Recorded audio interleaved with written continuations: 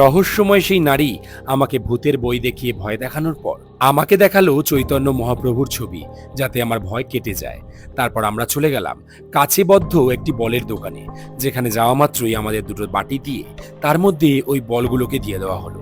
ওই বলগুলো দুজনের সঙ্গে চেয়ার্স করে মুখে দিয়ে বুঝলাম এই বলগুলোকে স্থানীয় ভাষায় ফুচকা বলে এবং এই ফুচকার টেস্ট ছিল অসাধারণ। কিন্তু হঠাৎই আমি মুখ এগিয়ে দিতেই রহস্যময় সেই হাত আমার মুখে ফুচকা দিয়ে দিল। তারপর চলে গেলাম একটি ম্যাজিক ঘুগনির দোকানে, যেখানে আবারও সেই রহস্যময় হাত আমার মুখে ম্যাজিক ঘুগনিটি দিয়ে দিল এবং বাকি ঘুগনি নিজে একা একাই খেয়ে নিয়ে প্লেটটাকে পরিষ্কার করে দিল। তারপর সে একটি পুতুলের দোকানে গিয়ে কোন কোন পুতুল নেবে সেগুলো আমাকে দেখালো।